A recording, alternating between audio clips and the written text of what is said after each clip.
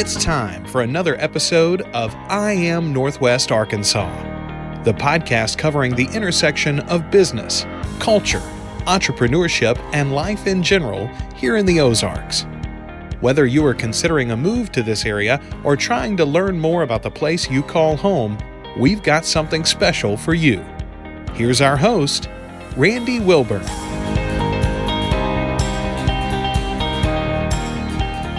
Hey folks, and welcome to another episode of I Am Northwest Arkansas. I'm your host, Randy Wilburn, and I'm excited to be with you as always. I have got a great group of folks that are coming on the podcast to join me today to tell their story about what they're doing here in Northwest Arkansas. And one of the interesting things about Northwest Arkansas is all of the outdoor activities that surround this area. I mean, I was telling somebody the other day, I said, this is just the land of being outdoors. Even in the wintertime, there's something to do outdoors. And because of that activity, because of just the lifestyle that takes place here in Northwest Arkansas, we have seen a burgeoning entrepreneurial culture develop. You've got all kinds of organizations. We've had 37 expeditions on, and they offer all kinds of outdoor programs for you to, get more indoctrinated to what makes the Ozarks such a special place to be. And then when you think of that, and then you think of all of the businesses that are here supporting that outdoor lifestyle, the bike community, which is huge. The Walton grandsons are doing all that they can to make Northwest Arkansas the number one destination for mountain biking in the world, period, end of story. And with all of that, there is so much opportunity and room for entrepreneurial growth, for businesses to start just happening out of the blue, if you will, based on the inspiration of being in such a cool area like the Ozarks. And so that's the reason why. It's the long soliloquy of why I asked these two individuals to come and join me on the podcast today. Taryn Mead is the assistant teaching professor for the Strategy, Entrepreneurship, and Venture Innovation program at the University of Arkansas. And I know that's a long name, so we're going to call it SEVI for short. And then Matthew Myers is the program manager there at the program. And so without further ado, I want to welcome Taryn Mead and Matthew Myers to the podcast. How are you guys doing? Great. Thank you. Absolutely. Yeah, thanks for having us. Absolutely. So, and the cool part about this, folks, and I always love giving asides, that Taryn ends up being a neighbor of mine. So she lives on the east side of Fayetteville, and it was really cool to realize that in such a small area. But that's one of the things I think is really refreshing about Northwest Arkansas is that you really get to know the people that you connect with, whether they're in Bentonville, Rogers, Springdale, or Fayetteville. There's always some kind of connection there. So just glad to have you guys on the podcast. So I'd love for you, Taryn, as the assistant teaching professor of this program, just to give us a quick origin story about you, because you just recently arrived. You're a new transplant to Northwest Arkansas. I think it's important for people to hear because there are other people that are thinking about coming to this area. So your story certainly does matter with them. But I'd love for you just to share just a little bit about, your background and how you got here in the first place. Sure. Yeah. So I have degrees in biology and environment and sustainability, and I had a career as a corporate sustainability consultant for several years. And coming off of that time in my career, I went on to get a PhD in innovation management at the University of Exeter and studying corporate innovation cultures, specifically sustainability-oriented innovation cultures. And from there, went on to teach at Western Colorado University in their outdoor industry MBA program. So my career has always been at the nexus of business and innovation and sustainability, in some variation design as well. And so this program that we're launching, this new Masters of Science in Product Innovation, leverages all those different experiences and helps me to have a broad perspective on what the whole field of product innovation is all about, from all the way from the lab or the garage, all the way through supply chain and sourcing. So I've had a range of experiences throughout those areas. Yeah. And what I think is really unique about it is that, when I'm not that old, but when I was in college, there were no programs like this in school, back in the late 80s, early 90s. And, I just think of how specialized programs have gotten in higher education, right? Where you can, like, if you want to just study outdoor entrepreneurship and what that looks like, and, all of the different components that go into being an entrepreneur that serves the outdoor industry, there are programs like this that serve that need. I mean, how I mean, how has that, I mean, why do you think it's evolved like that over the years? I was actually just talking to a designer about this recently. And, if I think back at the timeline of the history of design and product management, it's a result of the Industrial Revolution, not necessarily causal in any sort of way. So the field of design really kind of came around in the 1950s, and since then has been building and growing. Most people who got into design came from engineering or came from other subject matter expertise, and then they ended up on a design team. Same thing with product managers. So I think the growth that we're seeing in design and product innovation, one, has to do with the availability of consumer products more broadly, the rising middle class in the BRIC countries, and then also just the overall maturation of the field of design and product innovation. It's time that it kind of grows up in that way after it was pretty scrappy in the early days before degree programs existed. And now here we are in this more mature phase. Okay. Matthew, do you want to add anything to that? Yeah, I would just say when we talk about specialty programs, we even call them in the field of higher education, we call them specialty master's degrees. These are these 1 year, usually somewhere around a 30 credit hour degree compared to an MBA program, which have traditionally been a 2-year program where you're doing twice that amount of work and you're doing a little bit of everything. You have econ and finance and accounting and management, supply chain, and all these different things. So that's kind of been the traditional business degree that everybody knows, everybody thinks about when they think of business school. So these specialty master's programs have really come out of industry demand, of a need for a more specialized skill set to do a particular task or to fill a particular role. And when we talk about this particular program, our Masters of Science of Product Innovation, it was launched a lot with this push from a grant that is excited about outdoor recreation. And that's kind of, we have specialty and skill there, Taryn coming on board and some other things that make us particularly skilled at outdoor recreation. Sure. But the reality is the program and the skill set you get from it is really in demand and desired from a product management standpoint. Right. So we've had a number of companies, you think of all the larger companies in the area that have been reaching out to us. We've had some smaller tech companies as well, just reaching out and saying, hey, do you have any students yet? Because we need these students to be product managers. And they're in fields that are in no way connected to outdoor recreation. But because of the skill set that they're learning from this, and because it is specialized in that, product management, product innovation space, it becomes attractive to them. And so really that's kind of where specialty masters came from, is just that industry demand of people needing a more specialized skill set than that broad-based general skill set of an MBA.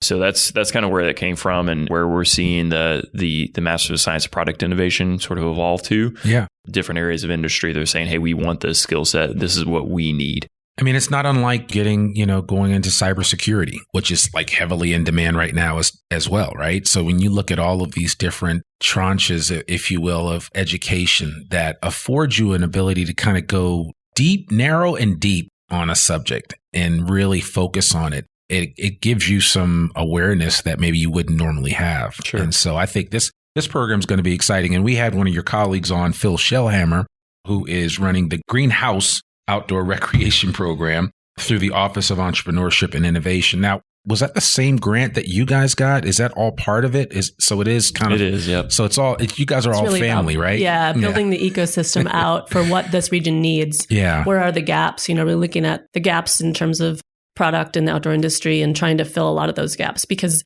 getting a degree is one part of that process, sure, right? And then actually producing companies is another step. And our programs are integrated in many ways, and we leverage each other's the core expertise, right? Yeah, because that's kind of what Phil is doing. And he's kind of working with companies that are up and running and giving them more feedback and just help as they, bring whatever products or services online, whatever innovations that they're trying to bring to the marketplace online in an efficient way that makes sense. Right. So, I mean, in terms of outdoor industries, I think the outdoor industry also has changed quite a lot in recent years. So the Outdoor Industry Association really became a powerhouse of an organization within the last 20 years or so. I can't remember exactly when they were founded, but they really set the policy landscape and engaging in the economic development conversation around the economic value of the outdoor industry and what it's bringing to the economy across the country.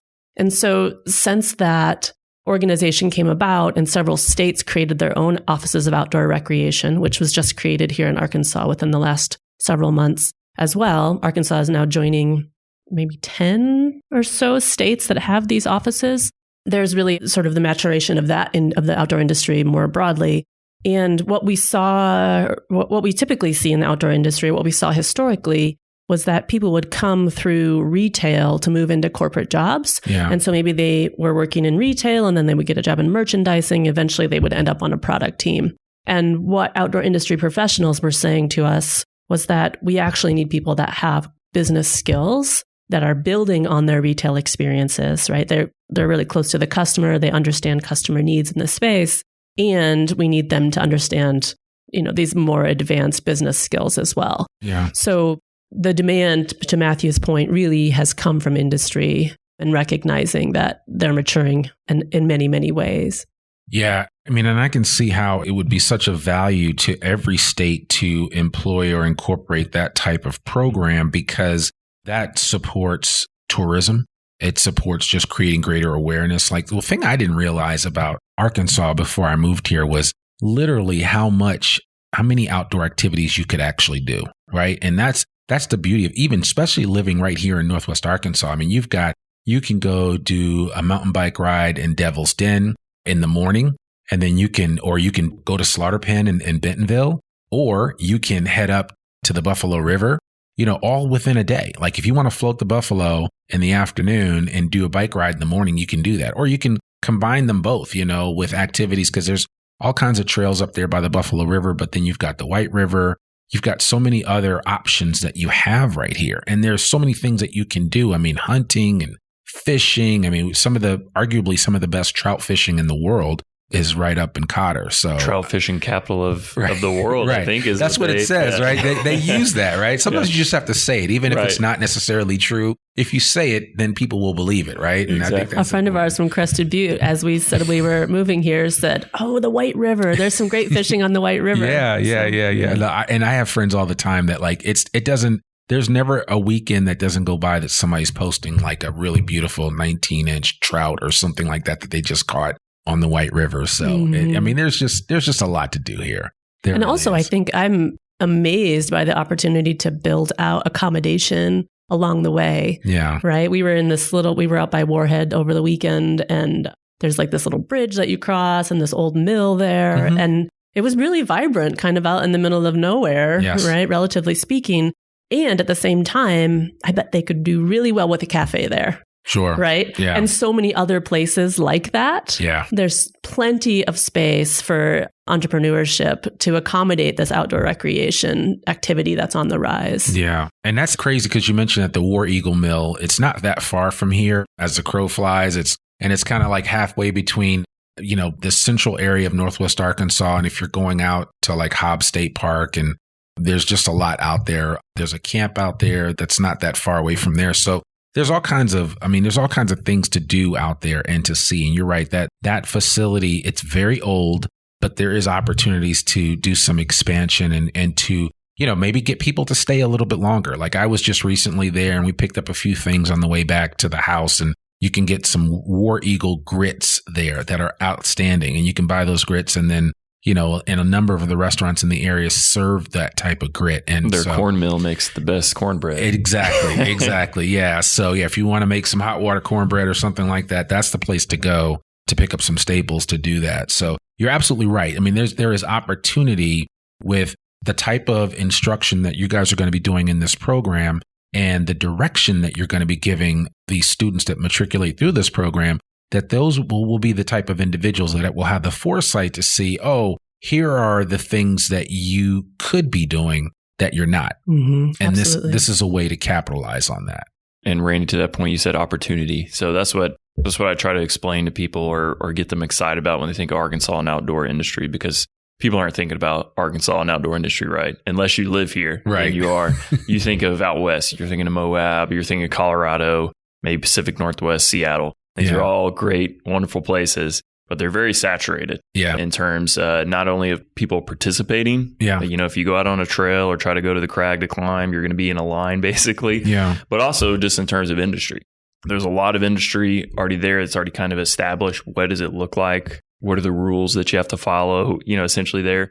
If you want to be on the frontier of outdoor industry, this is where you come. Sure. Northwest Arkansas. Sure. One, because we have the investment in it. People are excited. I tell students all the time, you're never going to find a better time or place to find somebody to get excited about what you're doing and give you money to help start it and get it going than here.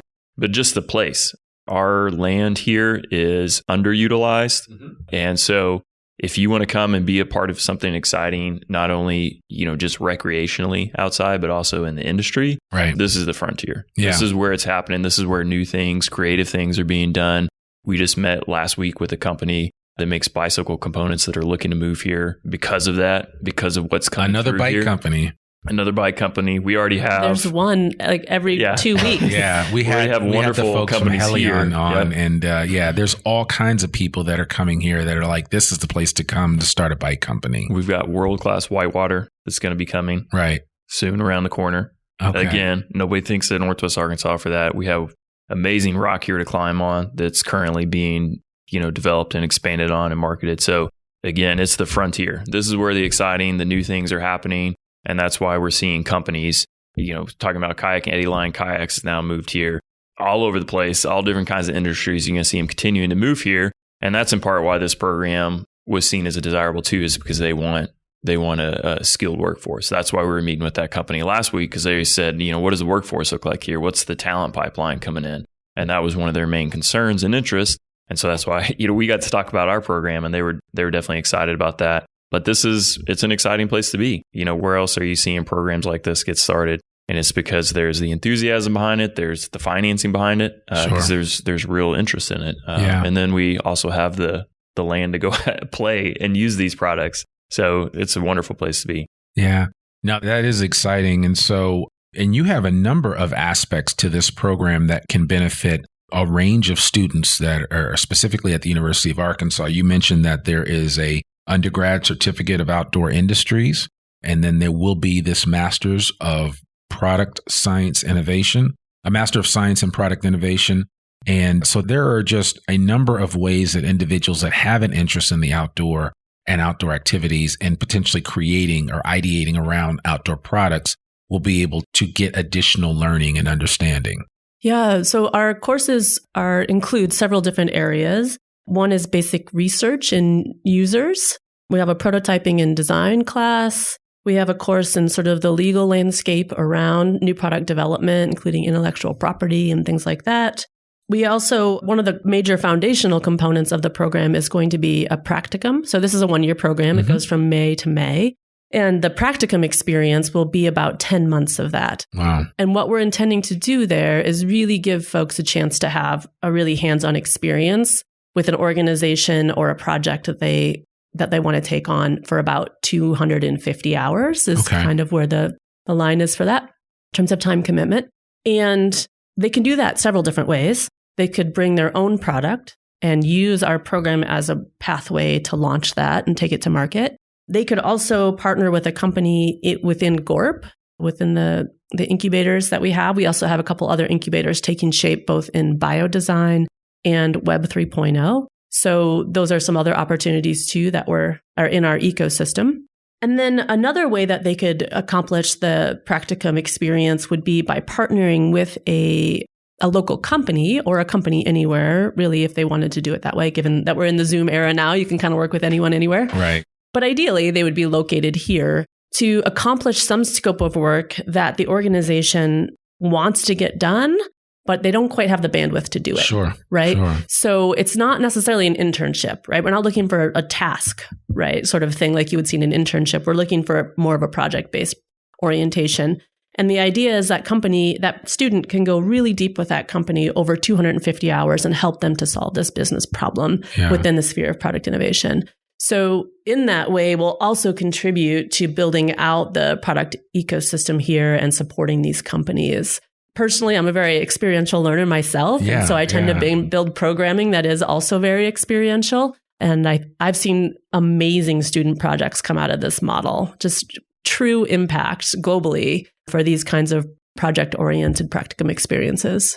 Wow. And that just gets me excited hearing about that. And I kind of wish I was back in school again, right? To be able to go through this, because when you think about how powerful it is, like you said, experiential and actually doing it as opposed to just talking about it or reading about it, it takes on a much different approach. And so when you put together 10 months, 250 hours, focusing on an outcome that you're trying to help an organization achieve, that's a whole different program than, like you said, just counting your hours and doing an internship or something like that. It brings a whole different level of opportunity and support that you can furnish to these organizations. And then in turn, these organizations will have a much greater stake in this community here in Northwest Arkansas, because a lot of the challenges or support that they need in order to grow, they're going to find right here. We're also really interested in incorporating aspects of sustainability in terms of product development and inclusivity as well, access to outdoor spaces. And I'm really personally interested in how product influences the way that we interact with natural environment and the connections that we can have with it, or the disconnections that it causes if our gear's not good. Right. If you've been in a rainstorm with a bad rain jacket, you know what it's like when product design fails and you hate the experience, right? Sure. So the idea is to really help encourage access for much broader diversity of stakeholders through the impact that we can have with product. Yeah. And as I hear you say that, and I think about certain products that have stood the test of time in the outdoor space, specifically like LL Bean. Growing up in the Northeast and spending 17 years in Boston, I was very familiar with LL Bean and would go up to their outlet and to their main store up in Maine. But it was just, there was just something about their products. I mean, they put a lot of care and love into creating products that made sense for people that were outdoors, especially. And I got to tell you that I've never been warmer than wearing their clothes in the wintertime, out somewhere in some of the elements that, you just aren't normally protected with if you just have regular stuff on. So I think that there is room for growth in that area where you have more companies whose focus is both not only providing a specific product that helps the individual, but also ensuring that their footprint in the world is, and I'm thinking of like Patagonia, that they have a smallest footprint as possible when it comes to actually creating these products. Because we all talk about how great it is to get out and appreciate the outdoors, but we're also in some way, shape, or form ruining it at the same time. And I think that the companies that are more forward thinking from that perspective and really thinking about the outcome of whatever they create, or whether it's from a material standpoint or whether it's just from a use standpoint, ultimately benefits the end user and benefits our society as a whole. Yeah, absolutely. I think we are on the verge of a real revolution in material science and overall systems of production and consumption that are associated with materials. Everybody in the outdoor industry is trying to solve right now for durable water repellents. There's a class of carcinogens in durable water repellents that the entire industry is trying to phase out right now. And so there are working groups around this. And, these problems come up one by one. It was BPA in water bottles a while ago, right? And so I have a friend at REI, and he was talking the other day about the process that they went to in responding to customers to get BPA out of their water bottles and how they partnered with various brands to get that done. Right. So these problems are going to continue to emerge as the science gets better and we get a better understanding of what the planet needs. Right. And brands will respond to that because customers are asking for it. Yeah. And to your point about LL Bean being in an East Coast company, I think we kind of have LL Bean. That's a major staple for the East Coast. And we have Patagonia, which is a major staple for the West Coast. You have North Face, which is largely like Salt Lake, Denver area. And this place is ready for an apparel brand that will be uniquely Southern. Yeah, right? Absolutely. I think it's kind of a cool thing to think about, right? What is the outdoor apparel brand identity that is unique to this place? Yeah. It's kind of cool. It is. And we have a number of stores that are trying to take advantage of that. And, I think of like Gearhead and Lewis and Clark and was it Moose Jaw? There are a number of opportunities from an outlet from a store perspective to get these wares out there to the world. But there certainly is room for more. And there's room for and I'm using air quotes now, a brand that is synonymous with this area. Mm-hmm. And I think, who's to say that it may not evolve out of your program in the next couple of years? That between you, what you guys are doing and what you're going to do, as well as what Phil is doing, that we ultimately have a brand that we can call our own, where we can say this was born and bred in Northwest Arkansas. Yeah, it's very exciting. It's very exciting. And all the right pieces are together here, right? The ecosystem around supply chain management is very strong here. I mean, Walmart knows product better than most companies in the world, right? Sure. They know product. Yeah. So I think all the pieces are here to really create something that is unique and has major impact. Yeah, no, it is. It just, we're going to see what happens. I think the opportunity is definitely there. And, I think there are students that are listening to this or that may chance upon this podcast episode that, have wondered, man, what, maybe in the back of their mind and thinking, if I can just get on Shark Tank, I can get an opportunity to get my idea out there. And I'm saying you don't necessarily need Shark Tank. No, I heard they're brutal, actually. I know several people have been on Shark Tank and I've heard they're brutal. And that's fine. I watch it all the time just because I love to see people pitch their business, right? Yeah, but I mean, if there's one pitch competition here, there's like 5 every other day. And there's always an opportunity for you to pitch your ideas. And my encouragement to anybody listening to this is that if you're working on something or you're just tinkering around, trying to come up with an idea or something that you think you have found that might be beneficial from an outdoor product or service, you need to really, connect with people like these folks here, like Taryn and Matthew, and then Phil Shellhammer over at Gorp, because there are opportunities for you to get an audience where you can share your ideas and how what you're trying to do with whatever it is. Or maybe you've created something that you've been using for years and just never thought more of it. But the reality is that the world is waiting to hear what you've created. And what better way to do that than to get some structured, someone that has an understanding of this industry and how to bring a product to market and what that looks like. Because it's not as easy as it sounds, right? And sometimes we just, you can go to Dr. Google and get a certain amount of information, but then you still need that, on the ground experience and understanding. And so going through a program like this program that will be offered through strategy, entrepreneurship, and venture innovation will help you to kind of develop that. And I will say too that, even though we're probably most excited about the outdoor industry side, because that's where our backgrounds come from, we're not limited to that. Sure. Yeah, that's what we're point. teaching applies to really any product. And that's why, these incubators with biodesign and Web3 will be connected there. So you may be interested in, designing a new ketchup bottle. I don't know what it is, right. But the same principles are going to apply. And we'll work with you to get you connected to the industry experts and whatever that is, so that when you are doing that practicum, which is 10 months, you'll be working with somebody that has a very intimate knowledge of that product area that you're interested in working on. Sure. So, and I'm glad you brought that back up, because I did want to come back to that, because anytime anybody mentions crypto or Web3, you always got to talk about it. But before we do that, I would love for you just to give an example of biodesign and what that looks like, because there may be somebody, because I'm thinking of just how we design certain products that we use over and over again, and how kind of wasteful a lot of the designs are, because they don't take into consideration that, this has a specific life opportunity to use it. And at some point you're going to throw it away or get rid of it. And you want to make as small of an impact as possible when you do get rid of it. So this area it's a confusing term. It's kind of like our department name of SEVI. Nobody knows what it is unless you're in it. But it's medical. So it's medical devices, basically non-pharmaceutical, if that's the right, non-chemical medical devices. So maybe you have a new design for a prosthetic, or one of the products that a group of engineers at the university were working on was a shoe insert that had sensors in it that could basically tell you how you were recovering from your surgery or from your injury, things like that. So wow. It's within the medical field that are non-chemical, essentially is what that is.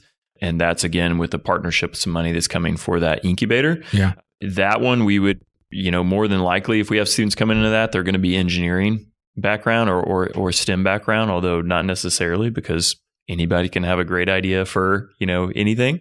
But that's kind of where that biodesign is coming from. Okay. All right. Yeah. And just to kind of build on that, biodesign is a process. It's a design and innovation process that kind of came out of Stanford, and they kind of coined the term and the space around it. And the methodology in that design process is to follow around a group of healthcare professionals. And it's also been transferred to other disciplines at this point, but to follow people around in their day-to-day lives for an extended period of time and understand what their pain points are, and then design around the pain points of the everyday experience. Right. So as a methodology, biodesign is specifically within healthcare pain points. And so that could be an interface in software or the way a piece of equipment moves or this one particular procedure and trying to figure out how to make that more streamlined, something like that. But that methodology can also be applied to many, many different fields. Yeah. If you can imagine someone that has, they're using equipment in a place. That place might not necessarily, or the way that they're using that equipment might not necessarily be the best, optimal sort of design. Sure. Right. Yeah. So that's the methodology that comes into there. From the Web 3.0 perspective, I think that this space is really, it's still pretty open where value generation is going to come in there. I think it still feels very experimental. Mm-hmm.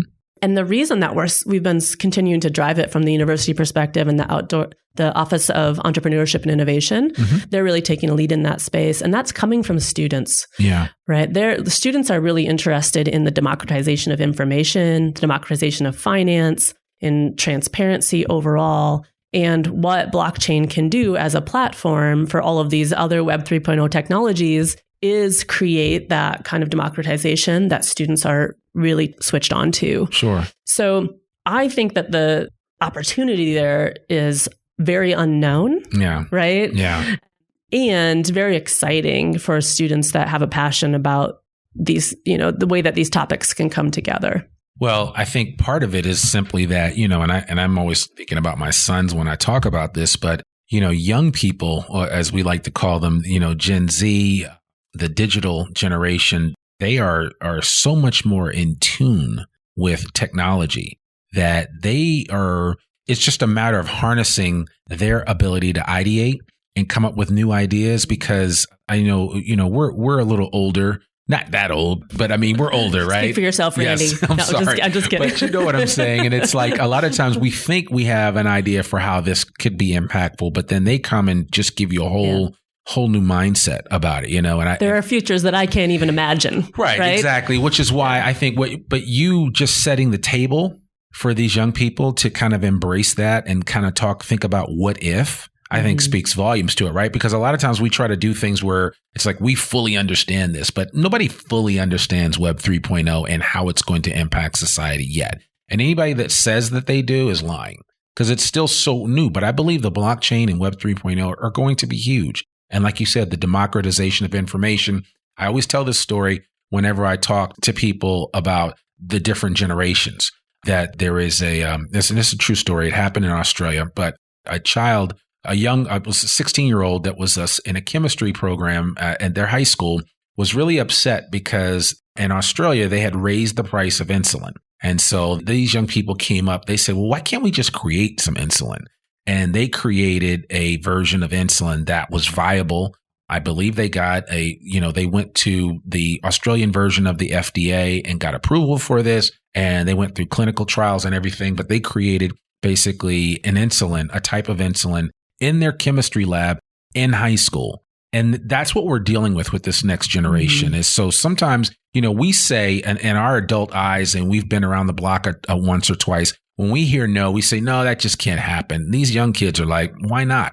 Right? Why not? Right. So that's kind of what, you offering this out for the Web 3.0 and all these other different programs of biodesign and all that. That's for this why not generation where they're like, hey, we could do something that makes sense. Because when that kid was told that, hey, this is just how it is, and, insulin's going to go up in price and all that, he was like, that doesn't make any sense. We've got to figure out a better way to do it. Right. So, and the problems that they're going to face are going to be different than the ones that we've had to deal with in our lives. Absolutely. Right. There's no way. I can prepare.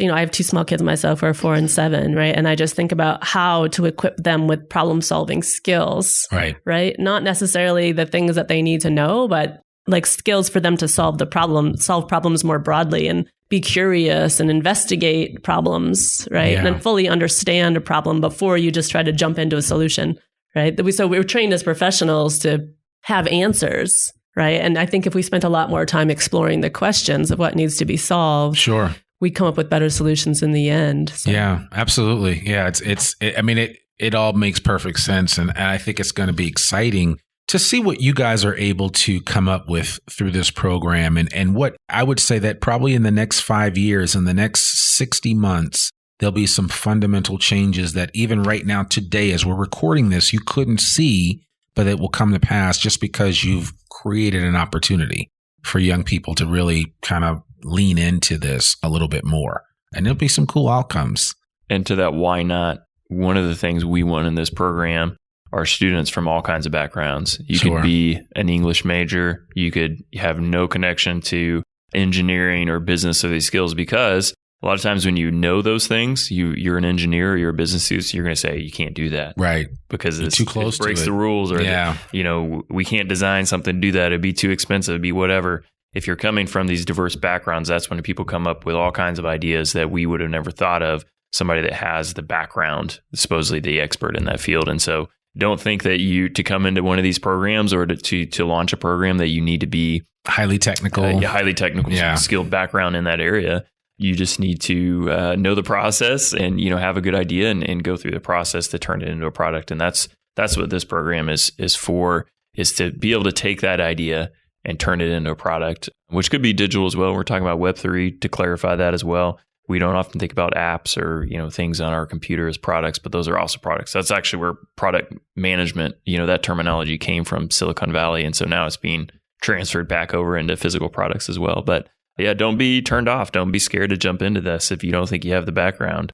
There's no secret sauce background to be successful in this area. Yeah. And my encouragement to anybody listening to this that's thinking about this might sound like a good deal for me to get my master's in, or just, why not? It's always good to be some of the first people to try something, because then you become the parents of a new movement, right? And that's something that's pretty cool. So no matter what your age is, there's always an opportunity for you to take part in a program like this and be part of the onset of it and what it looks like. So in that 5 years that we talked about, you'll be, an old head at that point, or an old G, as we like to say. And so that's the kind of the cool part about it, and that's one way that you can take advantage of this opportunity. I might also add we have 6 credits of electives built in. Okay. And those 6 credits can go a lot of different directions. So we have some courses in the business school overall that are already outlined. And then we have this nice little line at the bottom that says, or other courses at professor's discretion, right? And that, for me, is a really exciting place for students to imagine what they want to do. Sure. So if they want to take a class in apparel design through a different department at the University of Arkansas, or if they want to take a course series in Web 3.0, or if they want to take a course in engineering, I'm ready to really work hard to help them get into those classes so that they can really customize the experience to be what they want it to be. So for instance, we have a potential candidate right now who's interested in joining the program. She's always had a passion for sustainable furniture design. It so happens that we have furniture design courses at the University of Arkansas. And if she ends up in the program, I'll do everything I can and we'll get her into those classes so she can work with designers in that space. And also at the same time, understand the business skills in that space. Yeah. Right? So that's one way that we can really customize the experience for students through the electives and then rolling that into the practicum. Okay. All right. So you guys got your work cut out for you. Good. Yeah. That's good. That's exciting. Well, we're so glad that you're here and that you're now calling Northwest Arkansas home, and certainly whatever you were able to take in and learn in Colorado, we're now going to be the beneficiary of that here in Northwest Arkansas, specifically at the University of Arkansas. So if anybody listening to this is like, man, I gotta reach out to Taryn or Matthew, what's the best way for them to connect with you guys? So I'll drop our website. Sure. Pretty easy to remember. That way you can connect to us anyway through that. It's MSPI, which stands for Master of Science Product Innovation.uark.edu. So mspi.uark.edu. All right. And we'll put that in the show notes so people have a way to connect with you guys. And we'll also put your contact information in the show notes too, so people know how to reach out to you directly and maybe give you some feedback or ask some questions about the program, because I'm sure that there are going to be a number of folks that are going to be signing up for this. How big this first round that this program that will have, how many students will you be able to add to that? We're targeting about 15 for this first cohort. Okay. Eventually, the build out will be at about 25. Okay. Maybe up to 30. But really, we're aiming to have a really high touch program. Sure. Right. Absolutely. So this is, and that's important too, right? Because a lot of times you're just a number at a program. Here, you might be, one of 15, and that would be a very small number to deal with. So, right. I mean, we can get so much more really cool stuff done with a lower number of students, and 25 feels like a really good number to me. Yeah. And so actually that master's program starts in May. Correct. Okay. Perfect. So May of 23.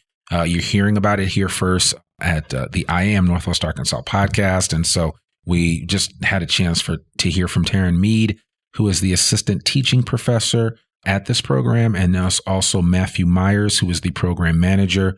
And I certainly encourage you to connect with these guys and learn more about the program, learn more about the master's program, and learn more about SEVI, the strategy, entrepreneurship, and venture innovation. So there's a lot that is being done at the University of Arkansas to advance these programs. And so certainly want to encourage you to avail yourselves of this. If you're from the outside of this area, well, just think of it this way. If Taryn chose Northwest Arkansas and she moved her family here, you could come here too. So whoever that is that's listening to this, and it's 70 degrees in November yesterday. There you go. Right. Exactly. So, and I was out working out with my shorts on this morning. So the bottom line is that there's so much to see, there's so much to do, and there's so many great people to connect with here in Northwest Arkansas. I could think of worse places that you could come. So if you're listening to this podcast and you're on the fence about coming here, you're not sure what to expect, just come here and visit for a week. And I guarantee you'll be sold on it. And I'd love to connect with you, as I've done with other listeners of the podcast, some of whom have become residents here in Northwest Arkansas after listening to the podcast. So there is room for you, and we will leave the light on. So just come on down to Northwest Arkansas and come check it out. And for those of you that are here, please spread the word about this program at the University of Arkansas, especially if you know someone that's looking to get into this field or always has an inclination towards outdoor activities, and maybe they have, they're a miniature inventor themselves. There's all kinds of opportunities for them right under your nose. So definitely check out these folks at the University of Arkansas through the Strategy, Entrepreneurship, and Venture Innovation program at the U of A. So guys, thank you so much. Thank you. Thanks for it's a having pleasure. Absolutely. Well, there you have it, folks. Another episode of the I Am Northwest Arkansas podcast. To learn more about us or to read or download the show notes from today's episode, visit iamnorthwestarkansas.com. You can also listen to this podcast and sign up for our free newsletter to keep up with us and all things NWA. Sign up today. Please subscribe to the I Am Northwest Arkansas podcast wherever you listen to it, and consider rating and reviewing us on Apple Podcasts. Remember, our podcast comes out every Monday, rain or shine. I'm your host, Randy Wilburn, and we'll see you back here next week for another new episode of the I Am Northwest Arkansas podcast. Peace. We hope you enjoyed this episode of I Am Northwest Arkansas. Check us out each and every week, available anywhere that great podcasts can be found. For show notes or more information on becoming a guest, visit iamnorthwestarkansas.com. We'll see you next week on I Am Northwest Arkansas.